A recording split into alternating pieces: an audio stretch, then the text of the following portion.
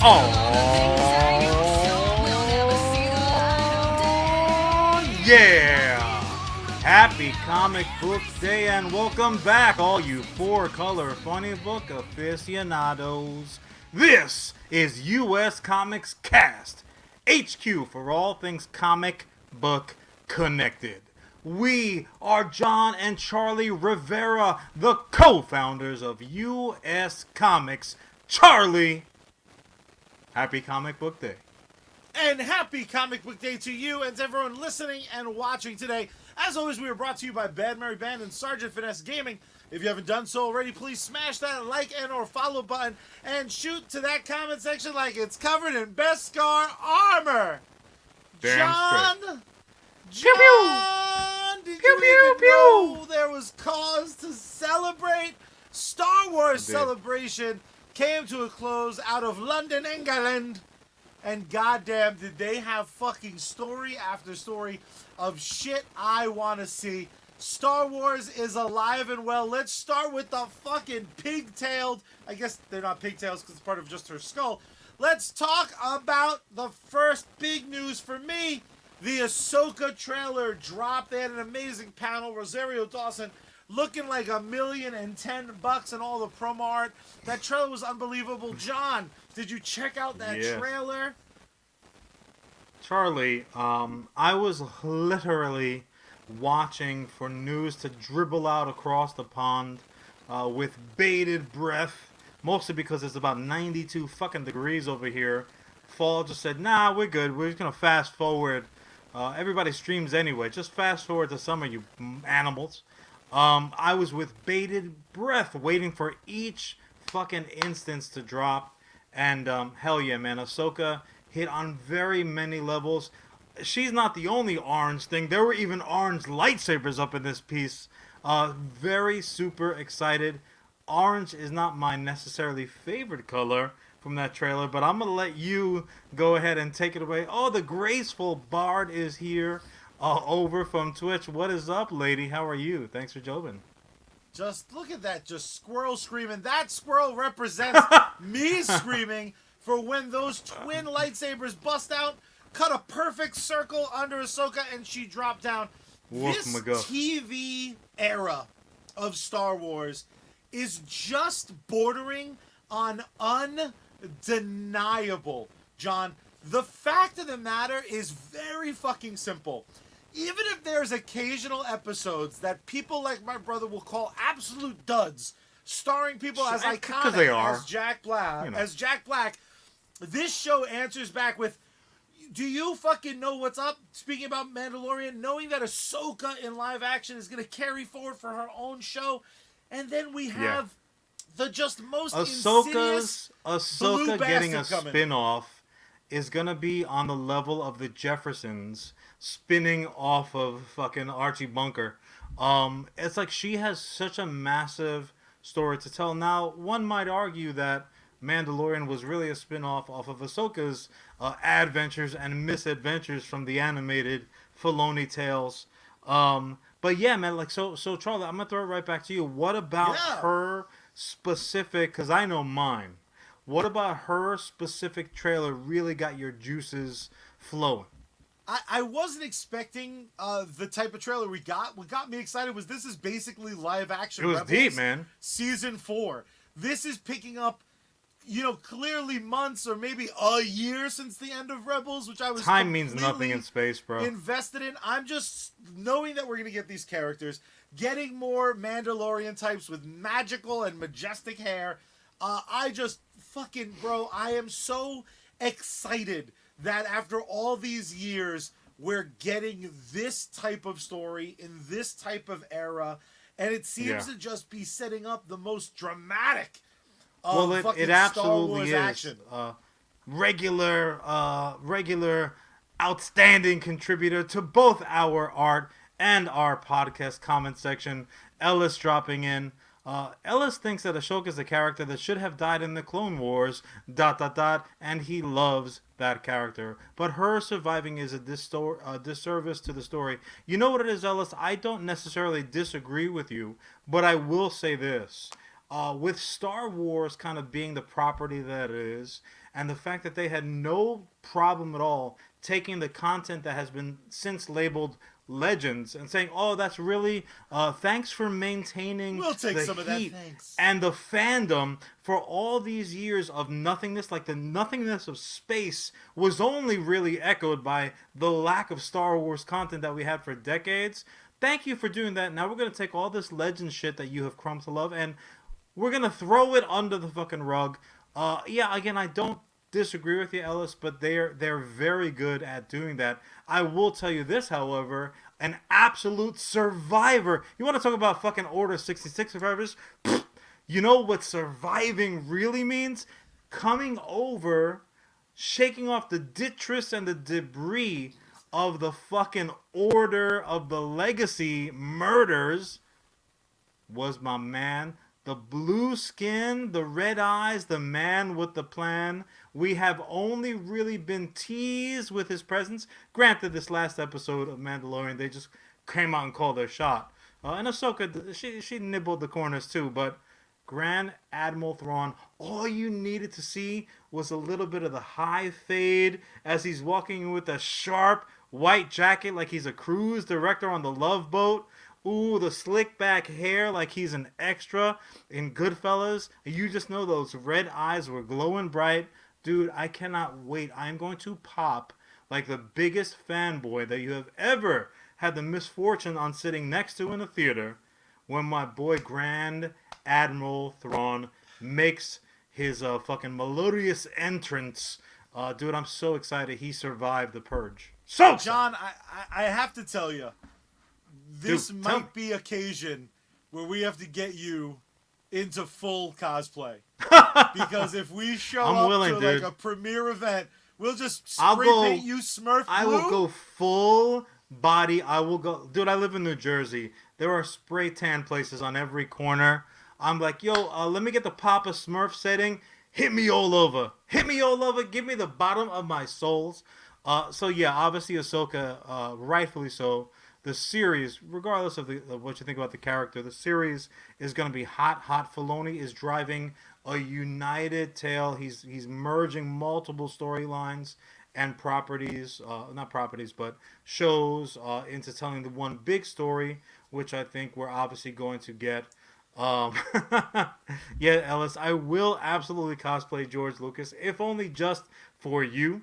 But you know, though, Charlie, you and I both know that there's been a certain individual of a very high level of talent working on a property near and dear to my heart. I'm not going to talk about that right now. I'm just going to name drop the director because it is none other than James Mangold. And yeah, he's got his work cut out for him with the fedora and the whip cracking, but also as well as the fact that he has also a new Star Wars movie. It is set not a decade or 2 or 3 decades, which seems to be the furthest that we can get away from the Skywalkers at this point. No. He is telling a story that occurs thousands of years before any Skywalker was a twinkle in the imaginary father's eye.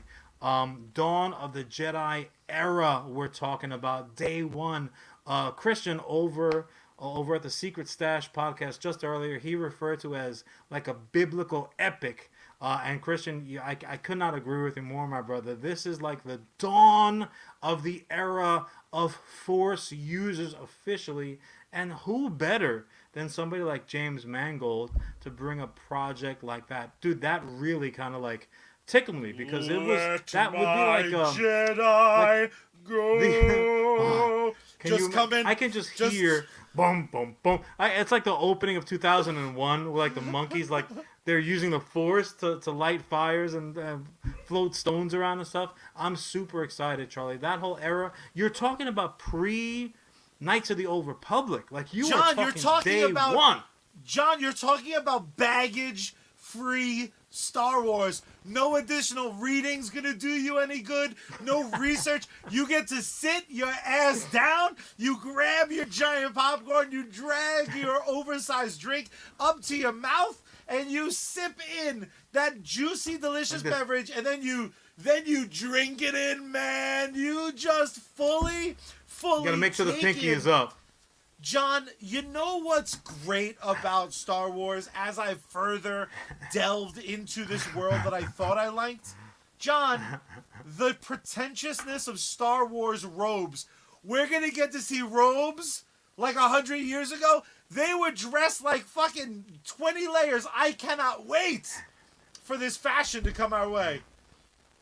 I do gotta say, it took me till relatively late in life to appreciate the comfort, the airiness, the mobility of a good robe.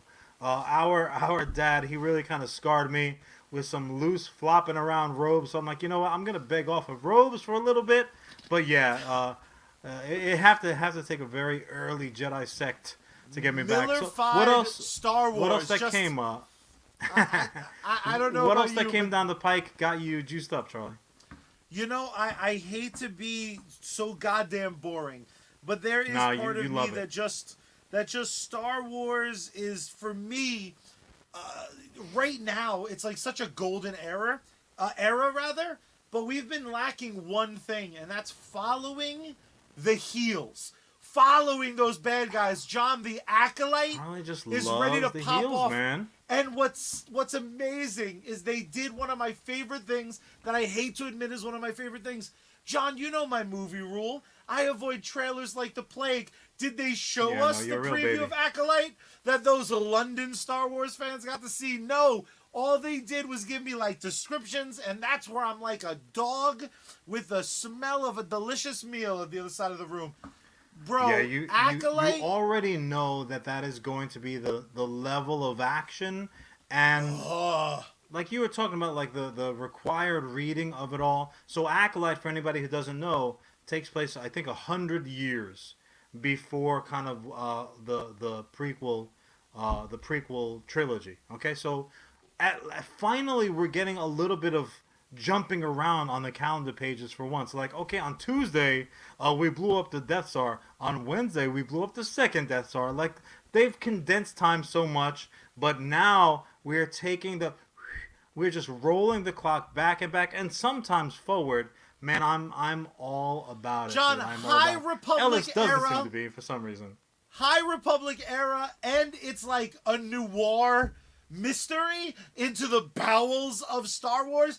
This week on fucking Mandalorian, we got to see the bottom of their most prestigious city, and there's like rat carcasses, and it's always raining for some reason. John, it's like Tokyo and London had a baby. I cannot fucking wait, dude. Bring me these different eras. Bring me, I hate to say it because in a couple moments I'm going to totally flip it on its head, but just getting away from the Star Wars of it all. Like, not the Star Wars of it all, rather the Skywalker of it all, like that baggage being lifted for these stories, I'm just so fucking excited about. Because even Mandalorian was like, here's Luke. Like, they couldn't help themselves. The new trilogy ends with someone just stealing a name. I'm so excited about seeing these different eras. I don't mind the way that you do. I don't mind nodding to the reason why we're here. And like anyone who wants to say differently, they're just wrong, respectfully. The reason why we're here is because of the Skywalker saga, and it did change the game completely. However, it doesn't always need to be the fucking center ring, so to speak. You can let the circus kind of go on around you, and even the weight guesser can be a little bit of fun if you spend some time and a couple of shekels over there. But yeah, you mentioned it before. I think that the big, like the guilty party for kind of clinging onto all that content, because that's all, frankly, we had for a while, of course, is Filoni. But he's finally going to get his shot to play with the elements from the Legends era that obviously he came up with, like myself. He's finally going to be able to tie all his stuff. He has put he's like General Patton. He's out there. He has put properties all over the map, and much to our we've made assumptions. We're like, this has got to be having some direction, doesn't it? And it does. He has been pushing these players towards the center of the fucking of the game board, and it is going to be game on very shortly. So he will finally get his New Republic period flick. Now I do like that. Like, all right, Dave, you did right by us, man. You're a good guy. You can pull off a cowboy hat like most people can't. Maybe Joker stream over from Twitch. He could definitely cosplay a cowboy hat like a damn champ. But only Joker stream and Filoni can pull off that cowboy hat. So we're going to let you do it.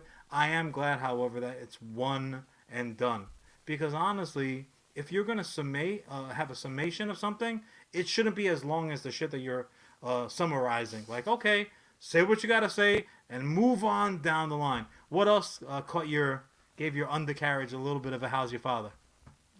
The thing that I love about Star Wars Celebration was it gave me a lot to look forward to. But what I really loved is they told me shit that was like just around the bend. John, are you ready for Star Wars Visions Volume 2? That trailer promises me a Jedi story in the style of Wallace and Gromit. I did not know it was my birthday. Last I checked, my birthday came and went. I didn't know I was getting Claymation Jedi and what's going to prove to be another they took a bowl and they poured in Jedi and Sith shit. And then they're like, here's some samurai. Here's some claymation. Here's a kid story. Here's definitely someone going to get their head chopped off. Dude, I can only be so happy. You know what I mean? My cup runneth over.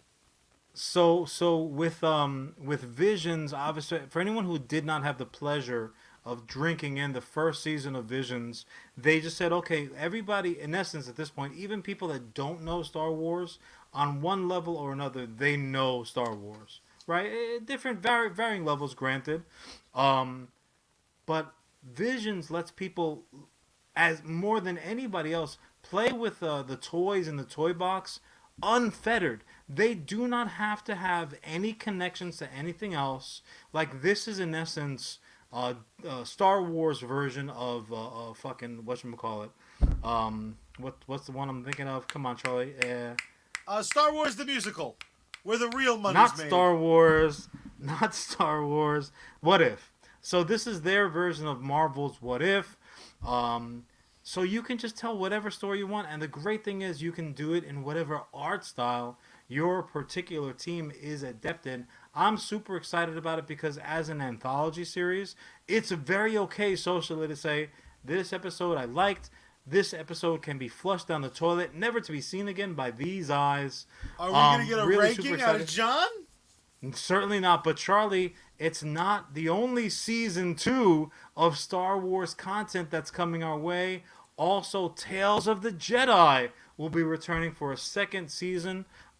Yet another anthology series, however, they are connected to canon.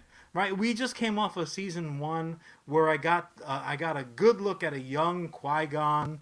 I got a good look at a young, beautifully fucking styled hair, Dooku. Like, those are the type of fucking stories that are like, they really get me going because if anything, it just kind of like tweaks your curiosity. The best thing that you can do as a storyteller, Charlie, or performer, I'm sure you know this, leave them wanting more. Like storytellers, they're not obligated to satiate every viewer. Just because you plunk down a buck doesn't mean you get to need. You're obligated to have all of your whims fulfilled. They don't need to give you the ending that you're secretly hoping for. I figured it out, Johnny. No, you didn't. Shut up. Take the ending that you get and like it because it's better than not having it. I love that about this series, bro. Absolutely can't wait.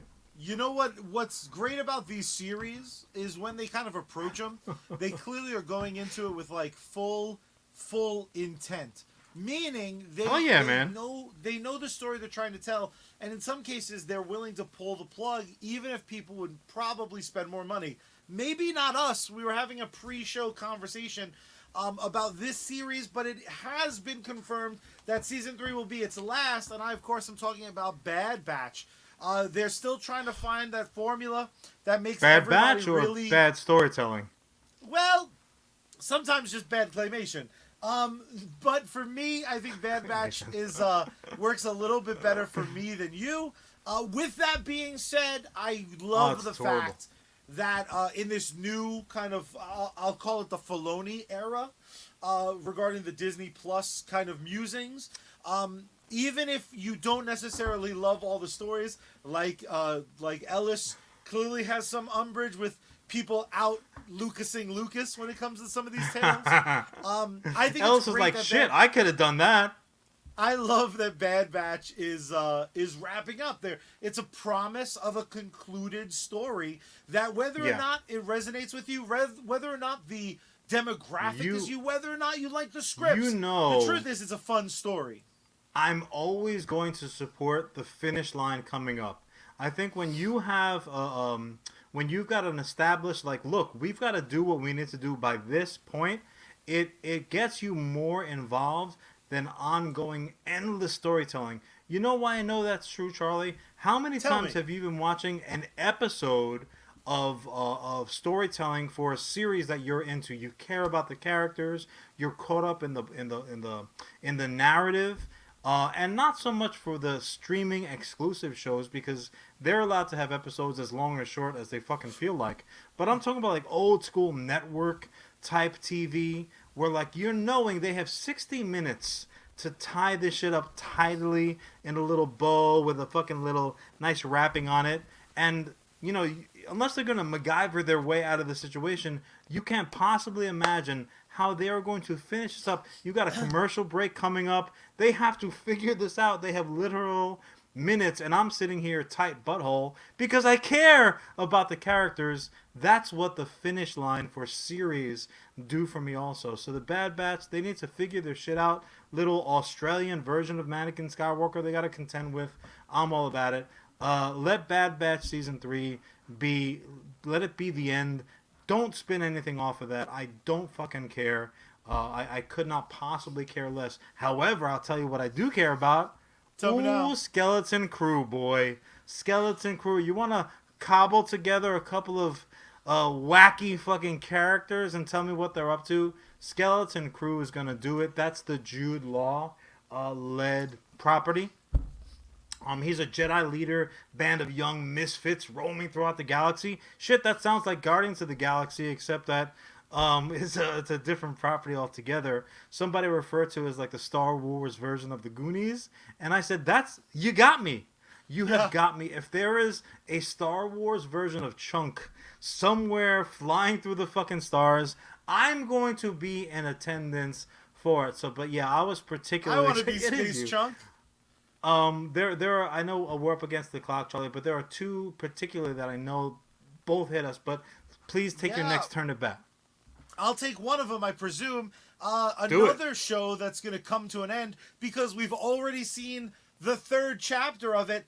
Andor Season 2 promises to be the next and last season of Andor, and allegedly what's been promised is the very last scene from Andor Season 2 is the very first scene from Rogue One, because that is a trilogy that's made of 2 seasons of television and a movie. 2 seasons and a movie. Huzzah! When you talk about things I never handled expected, the best possible way, man. Now, I don't know if you necessarily agree with this, Charlie, because I know that Mandalorian has a very, it's not just a special place in your heart, but like a very specific function for you, which I can appreciate. Yeah. Not me, because I'm of the better generation, but for you, I understand you take what you get. But for me, Charlie, Andor is the best show that Star Wars has produced. It just is. And Joker, with all due respect, I would even put it above the original Christmas special. That's how much I think this is outstanding. Andor just does it on a sophisticated, meaningful level. The storytelling, the acting, please take note of this, Mandalorian. Every episode feels like it belonged to the episode that preceded it, and that it's leading into. It seems homogenous. It's a singular story that they're telling, and this is the Titanic of Star Wars. Well, there's a few Titanics in there, but in that we know where this is going. We care about what's going to happen in the moment to somebody who I know what a few months down the road it's going to look like for him. And spoiler alert, it ain't good. I'm still caught up. The way that they're telling this story is so fantastic. I am super duper pooper trooper anticipating and looking forward to Andor season 2. But you know what though, Charlie? Nobody, not even geniuses like yours truly, can get away with a non-surprise announcement. I'm not like you, Charlie. I actively search out like a truffle smelling pig. I'm out there. I am looking for trailers, hidden shit, Easter eggs that people missed, just so I can talk about it and ruin their day. But even I missed this huge bit of news, and frankly, I'm not trying to be that guy, but I'll be that guy. I have no idea why. Daisy Ridley is coming back. We are getting Rey Skywalker, allegedly. She's coming back, not Charlie for another movie, for another trilogy. We're getting the Rey-ology. I have no idea why. I really don't. If you've got Kathleen Kennedy's number on speed dial, I need you to shoot it over to me, because I'd really like to have a conversation. I can't comprehend why, as much as a critical and financial failure as that entire trilogy, Han Solo murdering bullshit that those movies were. The fact that Mandalorian, and I'll give credit where credit's due, Mandalorian, Din and Baby Yoda had to drag the carcass off of the fire that we fucking put him on, like it was the middle of Endor, and fucking shards of Death Star 2 were still coming down, burning in the atmosphere. Why would you bring this back? I don't understand. I think Daisy really is a lovely, very talented actress. She shouldn't want to do this. There are other things to do in the world. Move on. I don't get. I have no idea why they're doing more of that. John, when Mickey calls, you fucking answer. And he did not give poor Daisy Ridley a choice. Part of me gets it where like it or hate it or be indifferent to it. Star Wars, there'll always be more. We're in the era of more, and I do think that the shows have kind of proven for a better formula than how the new trilogy was, where plans were scrapped. The one thing I will say, no one can beat George Lucas at, is lying about a plan and then figuring out how to earmuffs, Ellis. Earmuffs, baby. I just read this week that he even lied about Indiana Jones to Spielberg. He's like, I got 3 stories, and when Spielberg was like, let's do Indiana Jones 2, he was like, about that, I'm a fucking liar. Ask the podcast boys. So even though I want to say who gives a shit? I don't give a shit. I want to have my arms flapping like I'm an asshole. But if there's even a chance that we're gonna see Grogu saving a film franchise by that shit being low key, it's Daisy and her Jedi buddy fucking Grogu, who's also a Mandalorian. You see his dad's in the movie. Fucking who's also kind of a robot. Hey man, I'm just saying, maybe you got Beskar limbs helping you fucking get to it. For all of you beautiful people in our comment section over on Twitch, over on YouTube, and over on Facebook, have no fear. Between our second and third segment tonight, we are going to get to any questions or any comments or any topics that you brought up that we haven't got to. Just one of the many benefits of tuning in live. And if you don't think seeing my brother kind of exacerbated and fully interactive with the people on segment after segment, if you're not excited about anything to come out of Star Wars Celebration, well then you, my friends, are very similar to the man behind the magic that was the original trilogy, because just like George Toyboy Lucas, you motherfuckers are liars. How do I know George is a liar? Answer simple.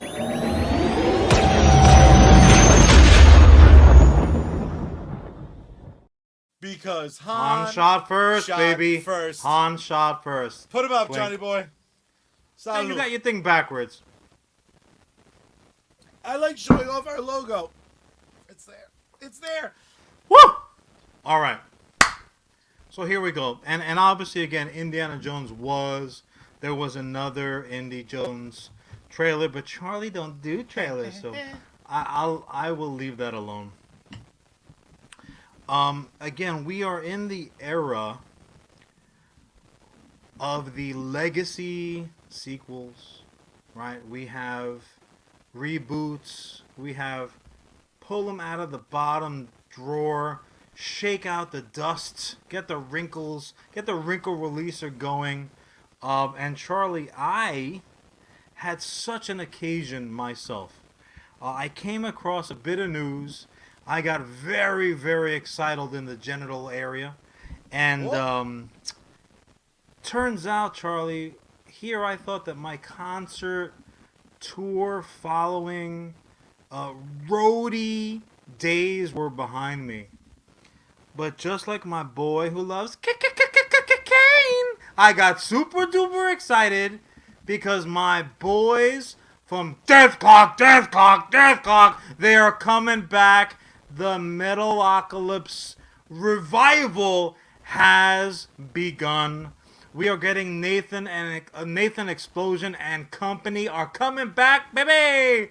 Not just with a new flick, not just with a new tour, but a new album. Brendan Small doing his thing like only home movies can. The fact, Charlie, the day that I found out that it was that Brendan Smalls. Did I just say Brendan Noble? Brendan, I hope that you are watching or listening to this because you just got credit for some amazing shit that you didn't do.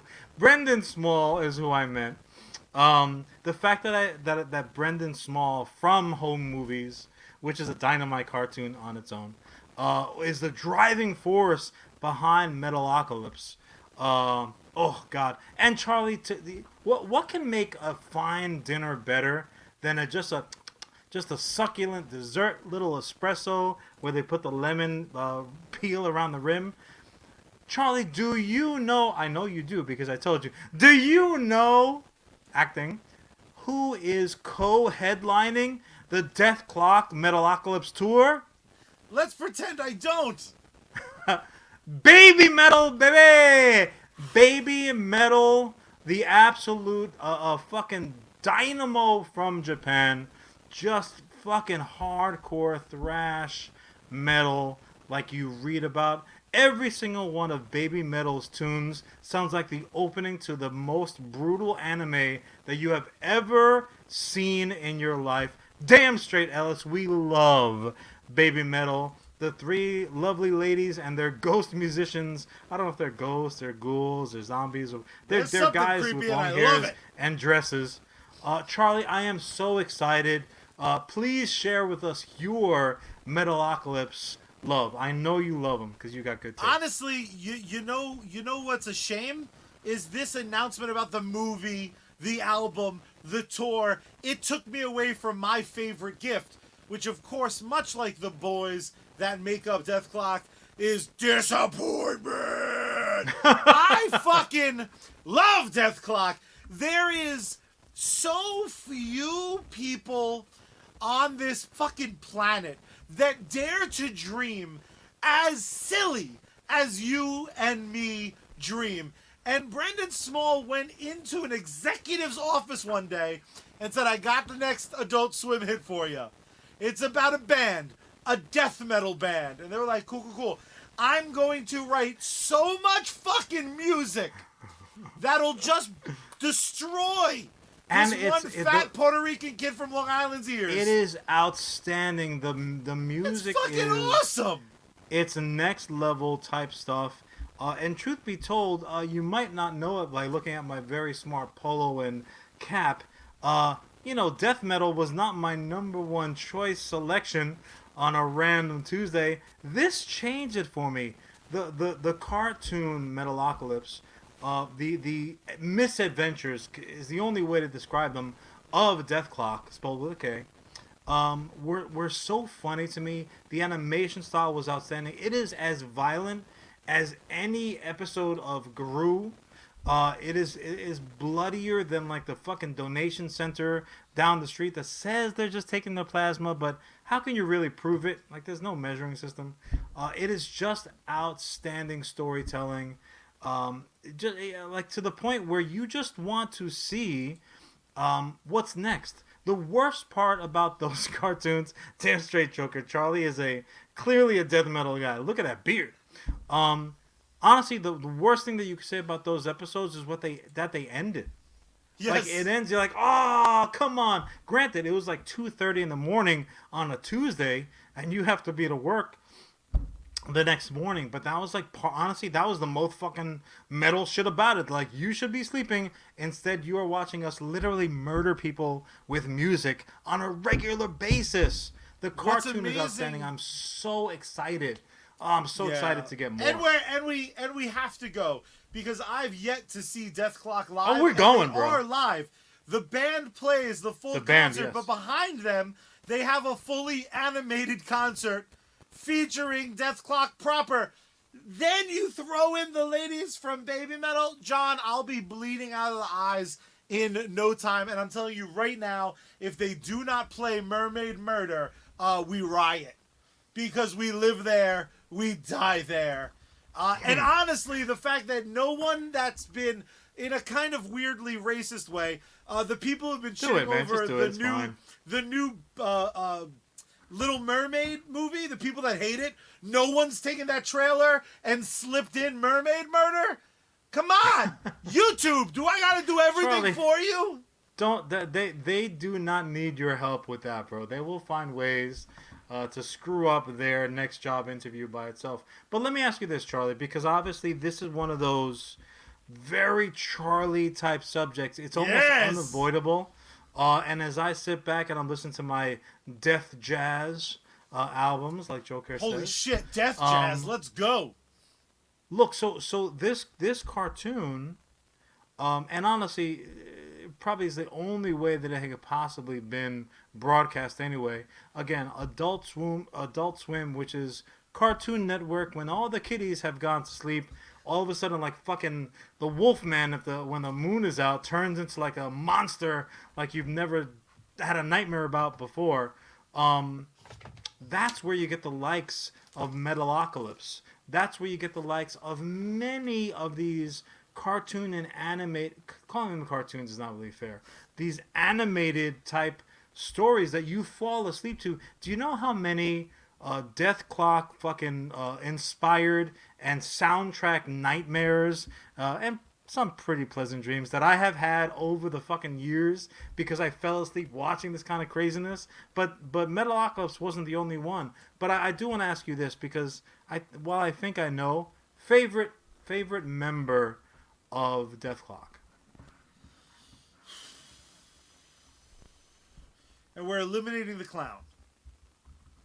We gotta go Murderface. We gotta go Murderface. Is it the gap? Is it the mustache? Is it the mushroom voice, hairdo? It's just any time you can just throw a lot of saliva in the back of your mouth and do metal. Just the best, bro. Just the best. Not the shorts. I assumed it was the shorts because Charlie's like, yeah, man, the shorts help. Me, Kevin Smith. Like we're all about the shorts, my dude. Me, Kev, Murderface, and I guess Donald Glover, Childish Gambino, but he wears the really short shorts. And I guess John Cena. I'll throw something out there for Ellis. John Cena can even join, throwing John Cena, join my just shorts putting it out there. I didn't see that. I can see him. That's false advertising. You know what's funny? For me, I gotta say, Pickles has the opposite issue that I have because I have to wear hats most of the time just to keep this disaster down, while he has just that delicious comb-over action as he's pounding away on the fucking cans. Yeah, for me, it's Pickles. But that all being said, Charlie, there were so many outstanding animated fare that honestly, without Adult Swim, we would never have gotten. Give me something from fucking Adult Swim that you just couldn't take your eyes away from. John, I think there is a societal problem with mocking certain groups that Sure. I truly, like brothers that love you. I truly find it offensive when people kind of punch down. However, if you take a group of people that are kind of widely mocked already and you animate them as animals, I'm suddenly liberated to fully enjoy a group of people that are mockable. And that's where Squidbillies came in and saved my... They're hillbilly squids, sir! Squidbillies is... Just thinking about Squidbillies cracks me up, man. I love it so much. I mean, it's fucking just insanity. The fact that those stories went as extreme as they did, with monster trucks and squid on human lovemaking, just ink dripping out of every orifice. John, Squidbillies is one of those shows that there's certain Adult Swim shows that everybody talks about, and it's because they're undeniably funny. They're undeniably interesting. They're undeniably weird and wacky. On the mountaintop of weird shit from Adult Swim, there might be a couple above it. Ellis thrown out Moral Oral, which is one of the fucking greatest, darkest shits I've ever seen in my entire life. Oh god, just a fucking David and Goliath. But Squidbillies, you gotta give full credit to. I'd watch a Squidbillies film as well. So let's get one of those. 100%. I would jump in the giant monster truck and speed there right away with my fucking Some people don't hat. know. John hates sleeping. John sleeps 2.5 hours a week. Sleeping is for losers. So he just keeps his nights just red-eyeballed Adult Swim. What's another hit from Adult Swim? I don't tell my body when to go to sleep. My body tells me when to go to sleep. Not how that's supposed to work, pal. One of the absolute flag bearers for Adult Swim for a very long time. You ever watch Family Guy and think, man, they don't really give Chris very much to do?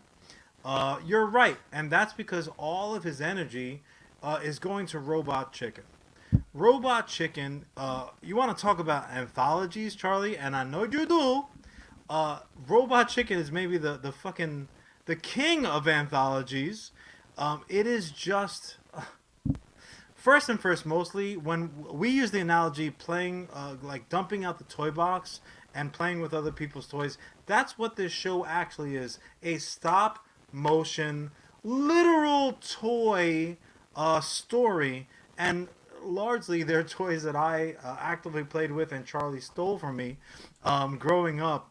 Just out and hilarious content. As a matter of fact, one of my larger plot points when I'm talking about how Boba Fett sucks as a character came straight from Robot Chicken. They mocked Boba Fett as mercilessly as anybody on this show, but like the Boba Fett mocking when they had the 4 villains of my childhood stuck in traffic.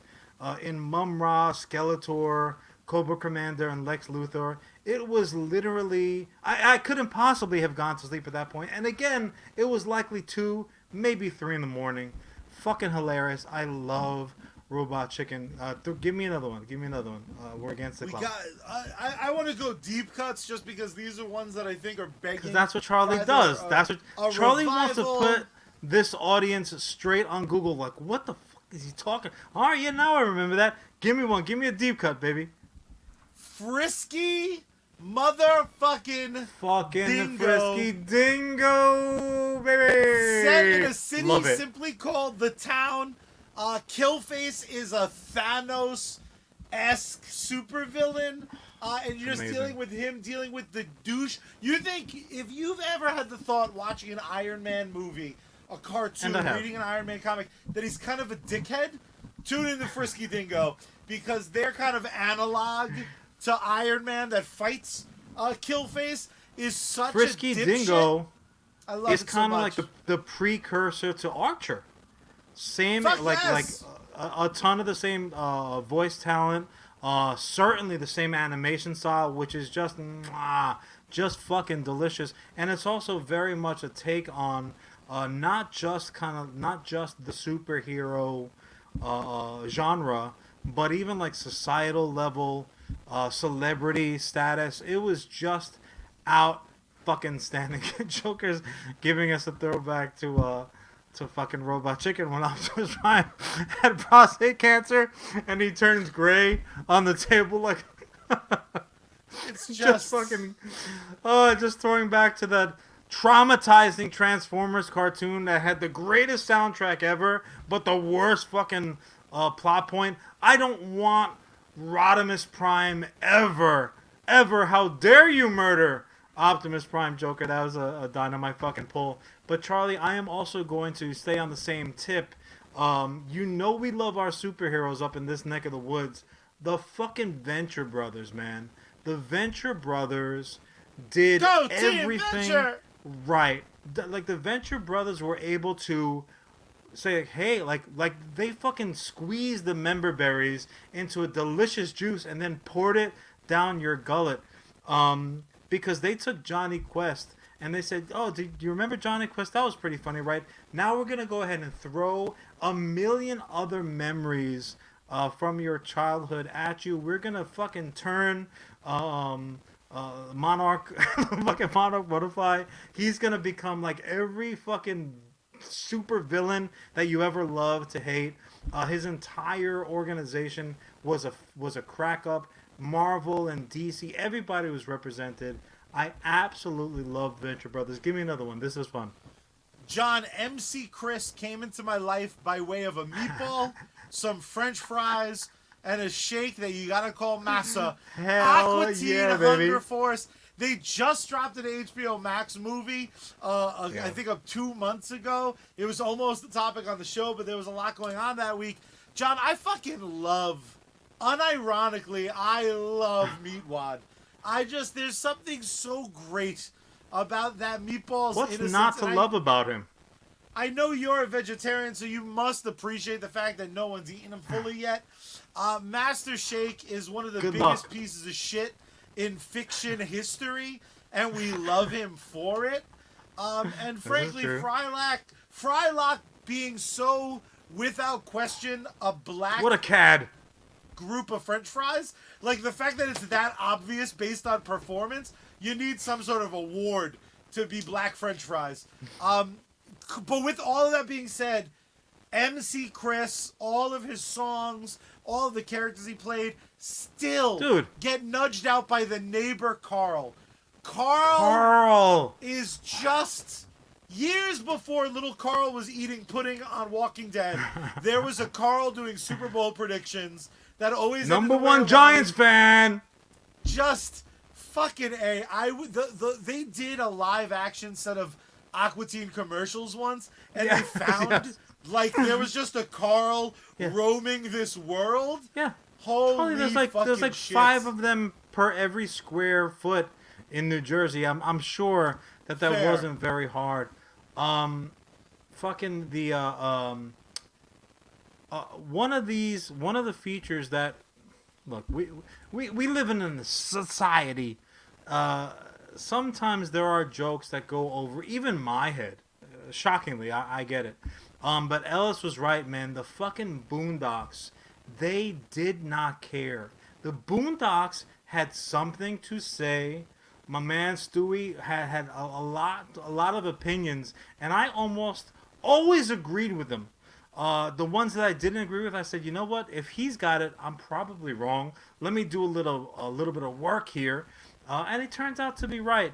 Grandpa was dynamite, but this was one of those shows, like, this is how you do political parody. This is how you do commentary. This is how you do it right. Because they were able to kind of like interlace having, social opinions and frankly truths. If you're asking me, which you are. They did it right, man. They did it when you can get away with so much more in an animated fucking setting than you could ever in fleshy live action. Boondocks was absolutely dynamite. Give me another one and we'll wrap it up. I gotta tell you, we cannot have an Adult Swim conversation without bringing out my second favorite lawyer. Of course, Daredevil has the #1 seed as far as lawyers go, but we got to talk Harvey Birdman and his assistant Bird person. Hell yes, the Hanna-Barbera of it all, baby. Kind of a spin-off of Space Ghost. Absolutely Hanna-Barbera's finest, reconfigured into episodic the Wendy Brown type lawyer shenanigans in that kind of world of Hanna-Barbera. John, the fucking fact that I'm not particularly overly familiar with Hanna-Barbera in all of its intricacies, the fact that Harvey Birdman was able to feed me just enough that I always knew what was going on, and having those deep guttural 2 a.m. laughs. He had the good taste to make you feel bad about not knowing what some of the references. And you're right, it absolutely was a spin-off of Space Ghost, because Space Ghost came first, but Space Ghost left it in that late night talk show venue versus Harvey Birdman, who in essence gave our boy like a full-fledged career. You can't always be doing the flying around Birdman thing all day, every day. You still gotta pay them bills, dude. But the fucking Hanna-Barbera characters that were dusted off and trotted onto the screen just gave me all the joy feelings. But I don't think anyone can deny that the #1 gift that Adult Swim gave us, and I'm leaving off a ton of absolutely amazing anime. Pretty Faces Going to Hell. List. Moral Oral, I know Ellis mentioned, but an absolute I'm talking purely anime. Attack Super on Jail. Titan.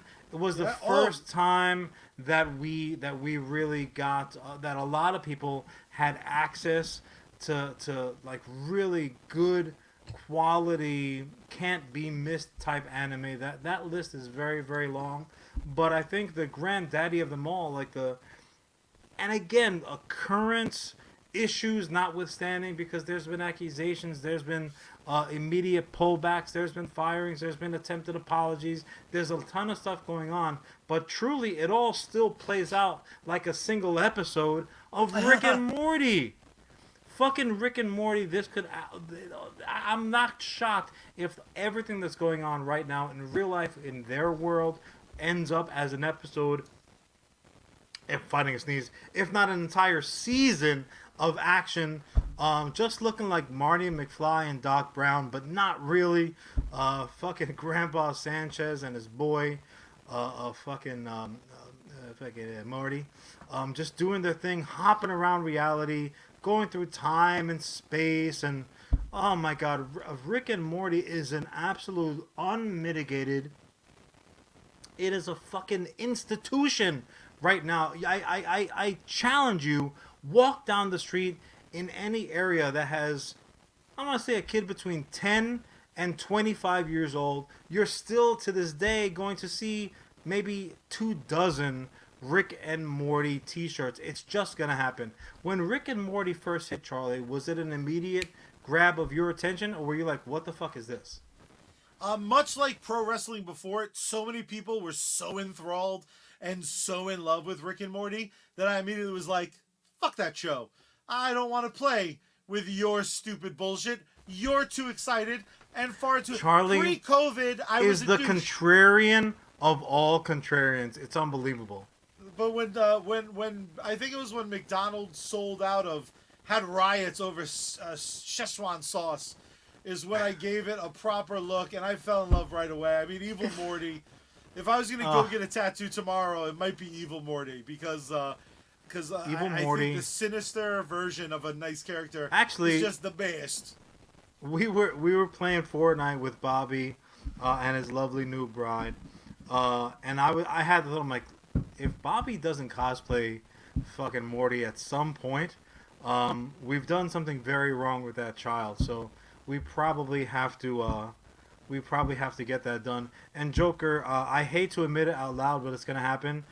We do indeed play no build mode, and it's mostly your fault, because Joker stream over on fucking Twitch, he builds like he's Like he got the fucking like he got the license agreement to rebuild Atlantic City single-handedly using only seashells and twigs that he finds on the beach. The man builds in Fortnite like it is his job, and it very well might be in most cases, as long as the Air Force doesn't come down too hard on him. Yeah, it's blasphemy, but that's how I live, man. I got a black heart. What can I do? No build. In any case, dude, just to kind of final thought it, Adult Swim gave us a much gold and continues to do so. Go ahead and find Cartoon Network, and then once the sun is down, all of a sudden it's Adult Swim. But Metalocalypse, the absolute showplace for Deathklok. It's coming to a town near you. We are getting a flick. We are getting a fucking tour. And we are getting a much needed in my life new album.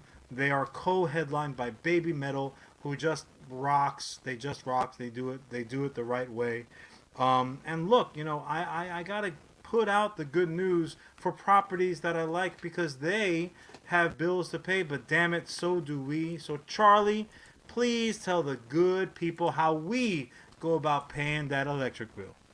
I don't mind if I do, because we are unlike other pods who set out for some random no-name brand that's willing to throw a couple shekels our way. No.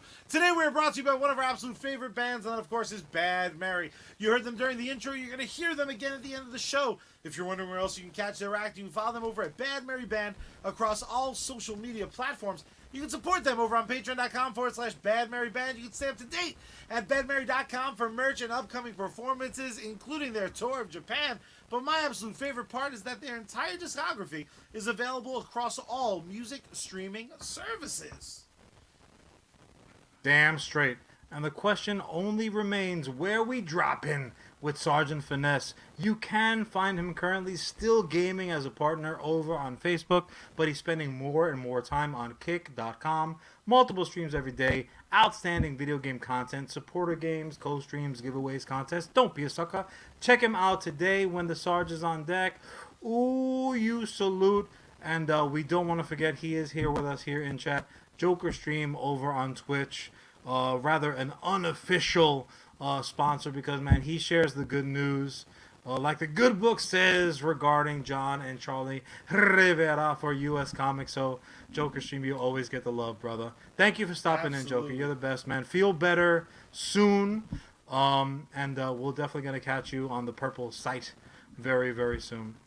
Appreciate you, Let's man. go to our comment section. Make sure we didn't miss anything. We had our other buddy from Twitch, Graceful Bard, coming by. If you want to see amazing video game action, you turn to the Sarge and Joker Stream. If you want to listen to some tunage, you go over to Graceful Bard, also on Twitch.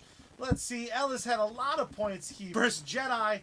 I do not think that that's a bad way to look at those Star Wars series. Let's see what else we got. What else did we miss? We had Joker Stream. In the books, wasn't Vader a clone and Luke became bad? I knew about the Luke heel turn. Was Vader a clone at some point? Have clones always been fucking up these books and stories? Luke was a clone. They made a clone. It wasn't a Spider-Man situation. They made a clone Luke, who was just evil as like the fucking mixed salad was. Not good. But again, this is what I was talking about before, Charlie. They took so much great content from the Legends aspect, from like the Legends series. Like these were full-on books. These were novels. One of my absolute favorite Luke Skywalker stories. There was a ghost ship floating around in space, completely abandoned. They talked about. It was the first time that I really ever saw, or read rather, interesting stories about the stormtroopers. And I'm not talking about clone troopers. I'm talking about real, kind of like you got inducted into the to stormtroopers. You got handed over your plastic underwear, and they sent you where the Empire needed you. Now, granted, this was pre-era where they decided all this shit happened within a few decades' time, which to me still makes no sense. But it was a dynamite story. Luke went up. He finds this ghost ship, an Imperial ghost ship, floating around in space with no crew at all on it. And I won't ruin it for you. He's got to figure out what the hell happened. However, there is a presence. There was a I guess, a disembodied fucking Force ghost on board of a female Jedi who, during the course of the novel, he in essence like falls in love with her. Like they fall in love with one another. I have to find the title and I'll drop it here for the good folks when we go to the audio version of this episode. It was outstanding. Like, this was before the whole Mara Jade of it all. This was before a lot of the stuff that we've come to accept as, no, this is what happens, right? It was outstanding. Like, they fell in love with each other. It was almost like The Shining, but a happy ending. Well, not a happy ending for her, but Luke was able to fly off and get some blue milk down his gullet. Those legend stories, bro, they were just discarded completely.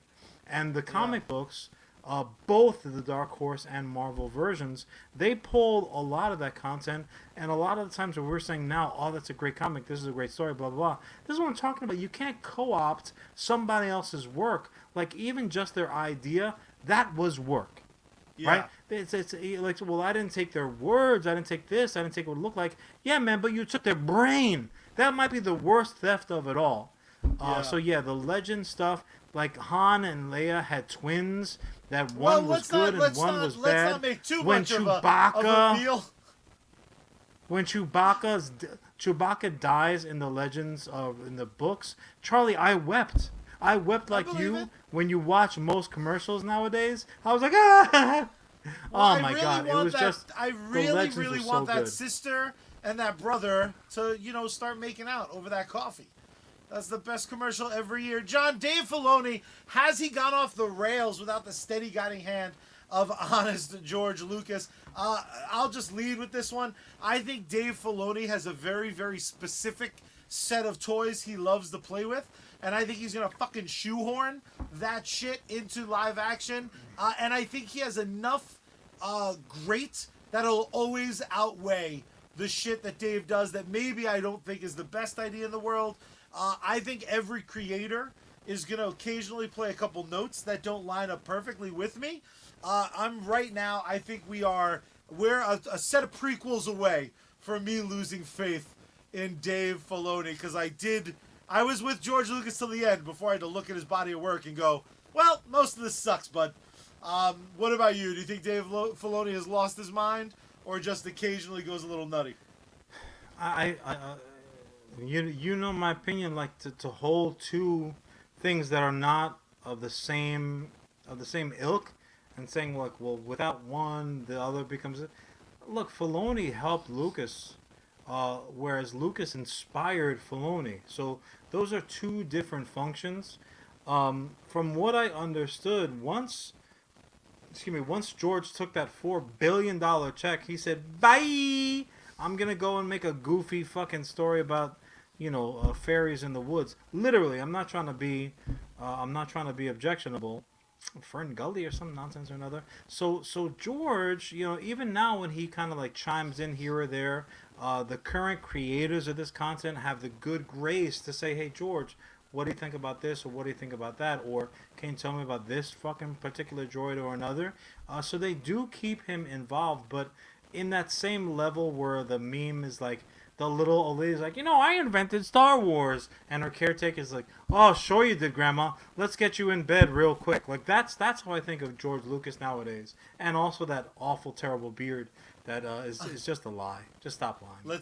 Quit lying. John, some speed round questions from our wonderful chat. We got Cousin Paul. I would definitely watch Star Wars the musical. Who wouldn't? Same. Joker Stream is waiting on another Christmas Ewok special, but he has a special twist. The Empire is getting their revenge on the Ewoks. He recommends we call it Ewok Extermination. I'm good for 6. We can do 6 episodes of Ewok Extermination. Let's see what else we got here. Lots of talk about the Metalhead. I will say this while you search for something juicy.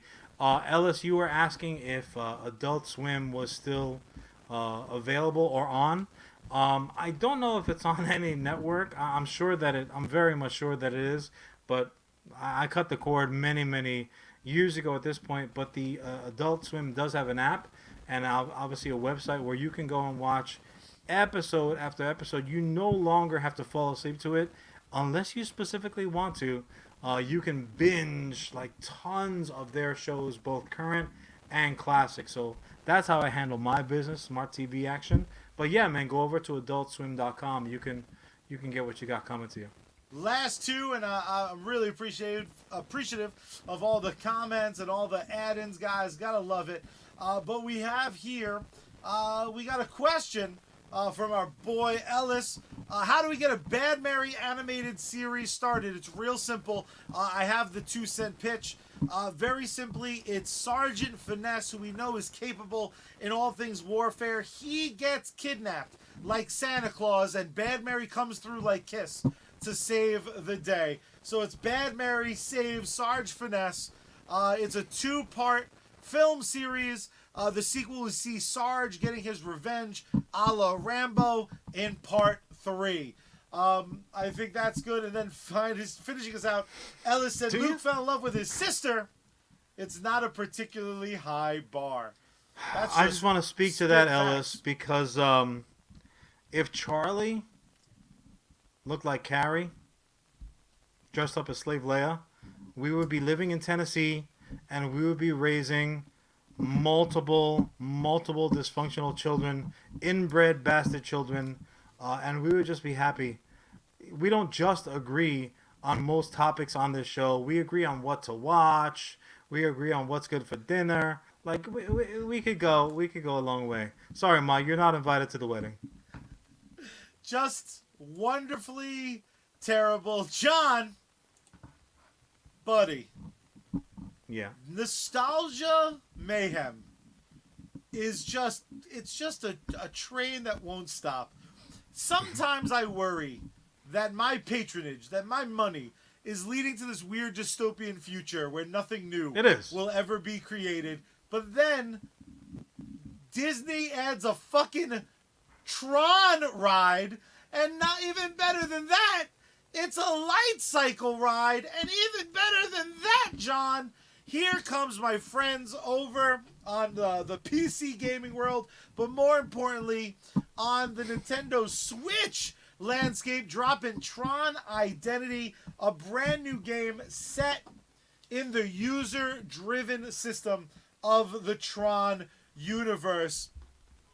Before we get into the specifics about TronIdentity, which is like a digital novel of a game, John, Tron as an IP, I feel like has been so underutilized that it drives me absolutely fucking nuts that we are not 7 Tron films and 2 series deep. John, what do you think about Tron in general?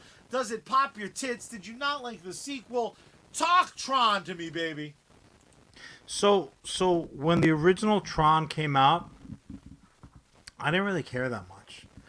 Really? It was one of those. Yeah, it was one of those properties that, you know, like that kind of the futuristic, you know, almost like dystopian type of stories were so all the rage at that point that it was really white noise, at least for me, like my viewing patterns that way. However, Tron never went away, right? It kind of remained in everybody's subconscious the entire time. So decades and decades later, when they decided to do a fucking sequel, a legacy type sequel, again, I think it has to do with having skin in the game. So if you're not a huge fan, if something's like palatable enough where you're like, yeah, okay, sure, I'll lay out another couple of few shekels to see what else is happening.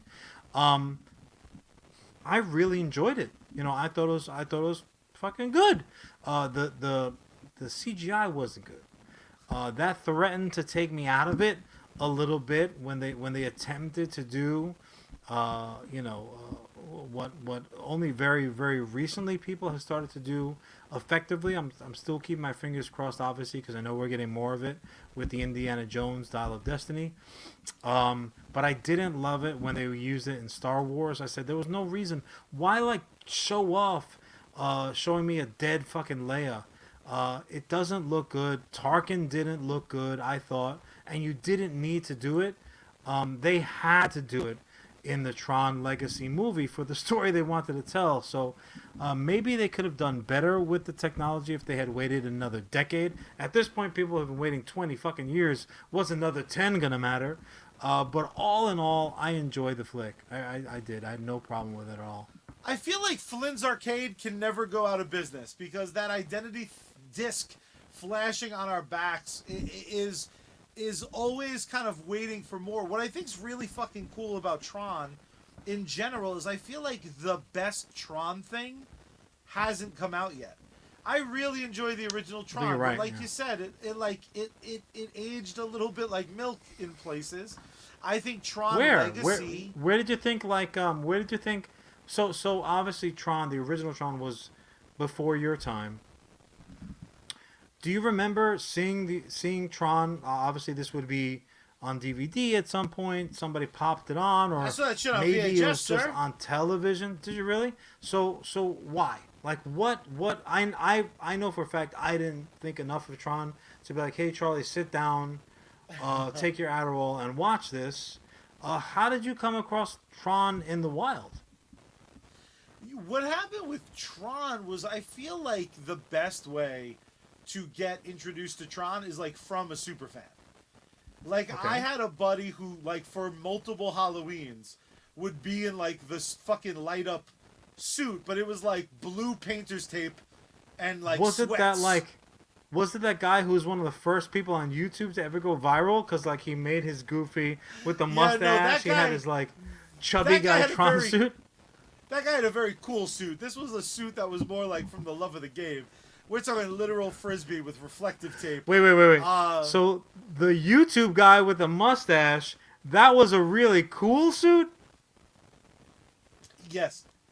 In my world. Yikes. In my Yikes. world, All John, right, you so have to remember how much so Ghostbusters this shit guy my had pudgy ass has. this guy had a worse version of that. Okay, so you saw that guy and thought, I want to see what this guy is all about. Even more ridiculous, the secret origin is we go trick-or-treating. I'm trick-or-treating age, so it's 2 years ago. And I see this outfit and I go, the fuck are you? Like, what on God's green earth is this? And he goes, fucking Tron, bro. I'm fucking Cthulhu, or whatever fucking crazy character he had made up in his own mind. Mm-hmm. And I go like, what the fuck is, like, what's Tron? So the next day after school, we sit down at his parents' house, fire up the VCR, and he not only showed me Tron, let me recreate the experience for all you lovely people. The movie's that way, yeah? Watch this part. Oh, Watch this man. part. Watch this part. It was the most Brutal. pressure-filled Brutal. viewing of anything ever, and I took away from that movie. The light cycles were cool.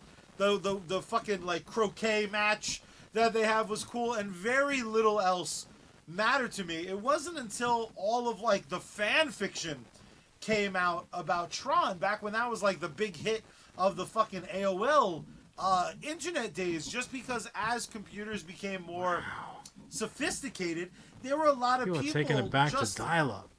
Exactly. They just loved Tron so much that it slowly, like, infected me with the Tron virus. So by the time Legacy came You out, got John, Tron bullied? I got Tron, exactly. I was frothing at the mouth for Tron Legacy, and it came and it went, and I thought it was fine. I thought they went with a very kind of Nolan vibe, which didn't fit, in my opinion. But what has always kept me going has been this external Tron shit. So TronIdentity, which is a PC game and a Nintendo Switch game, it's a very, very short game that's more novel. It's more of a playthrough novel than it is a game. Very, like, crudely drawn out, not fully animated. It's about 3 hours to play a full round. But what's amazing is this is a detective story. It's a noir story set in the grid. And this is a new grid that kind of takes the most important beats from the two Tron films to kind of set up what's basically a murder mystery. There's mini games where you fix people's identity discs, which help them remember what happened. You make decisions and accusations that lead to friends becoming enemies, enemies becoming friends, and by the end of it, you get these awesome decision trees. This is all from the review. The game doesn't come out for a couple weeks still. What's amazing, though, is it vastly changes the world around you, and it's not obvious choices. It's not good choice, bad choice. These are, who do you think did it? What do you think about this? What do you think about that? And in that wonderful, weird way of a kind of visual novel where you make a couple decisions, I think that's where Tron is its best. And what I love about the Tron ride getting so much love, massive delays at Disneyland, lots of park sellouts, people are dying to hop on this roller coaster Tron light cycle. What I love about it is it just helps push forward the property, because like I said before, I think the best story to come out of Tron is one we've yet to see. Let me ask you this though, because as a not big Disney guy, do you think it's more about the property, like, oh, Tron ride, we got to get on that? Or, as I think, it's just like, you're in Disney, what's new? Like, whatever the new thing is, even the, hold on a second, even the rides that are repurposed, where they just kind of like put a new skin on it, for lack of a better term, they're like, oh, the Anna and Elsa ride. I'm like, that's the fucking Viking, the Norse bullshit fucking log flume. It's terrible. You're just floating looking at things versus standing in 112-degree weather looking at things. So I would say it's less about Tron than it is you're in a park spending $500 that day. At least give me something new. Now, where Disney magic can really come in is say, we're going to take something that basically Ellis and most people don't give that much of a shit about, because the Tron movie, the newer movie, Legacies, was, it had all right numbers. It didn't do gangbusters with like, we need to put another one out next summer. They were like, it okay, wasn't undeniable. Enough of that. Disney, to me, Charlie, is just casting about, and they're looking for that new shit. Right, so we talked about Indy taking his last bite at the apple, rightfully so, because my man Harrison Ford's like 212 years old. What else does Disney have? Certainly from the Lucas group, only Star Wars and Willow is left, and Willow stunk on ice. That was a hot fart in church, and they said, you know what, we're done with this guy. So now Disney has to look for existing IP. They can only remake their animated movies of live action so many times. Like, that trick has been played out. Well, I don't think anybody can tell anybody to the Rock nowadays. That fucking that roid rage would just burst my face open at the seams. Alleged roid rage. So, don't get us sued. I'm pretty sure. But yeah, no, I think the Disney aspect of it all, and I can't say for sure, obviously, because there are people with opinions out there. But I think it's really more about the newness than specifically Tron as IP. Fair. I do think, if nothing else, what this roller coaster has done, there's a new comic, there's this new game. It gets plenty of people content, talking. And what I think is great, because you very certainly might be right, but what's important is it gets people in Tron t-shirts, Tron hats, Tron photo ops. Suddenly the word Tron matters. And in a world where the conceit like Megatron? of the movie, exactly, the conceit of the movie is so difficult, because they're like, inside your computer is a city. Like, it's so fucking that was called goofy. The Matrix. Touche. I stand by it. I'm super excited. My favorite part is this Tron Identity game is just something I can't wait to play. An easy, quick playthrough. I wish you could rent, if there's only 2-3 hours, but obviously playing through again, you might get some different results. Yet another reason why Blockbuster's untimely demise is screwing us over. Exactly right. Blockbuster, John, where you could rent a movie. I know I'm excited about Tron. I know Ellis has very strong opinions about Tron should eat some shit and then shit out that shit and then eat the shit made of the shit that it just shit out. But it'll be glowing neon. Exactly right. You give me LEDs and black cool costumes. I'm in. Skin not 70s tight. of the time. It's on, bro. It's on. All day, every day. But John, that does bring us to the end of today's glorious episode. the fact of the matter is Star Wars Celebration gave us so much to look forward to. I know next time I'm in Florida, I'm at least going to look at that roller coaster. I may not ride it because, like, I got other shit to do. I got to get drunk in all the different worlds. And absolutely, without a question, you will be getting our live report from the Deathklok Baby Metal Tour. But most importantly, we want to hear your thoughts about what you're looking forward to from the land of Star Wars. If you're digging Tron, if you're not digging Tron, what your favorite Adult Swim series, episode, or moment was. Let us know on all of our social medias at USComics HQ. But John, there's only one way that we end each and every episode of US Comics Cast. Can you tell the beautiful, can you show the beautiful people the way we do it? Because the first thing we do is we turn the power on.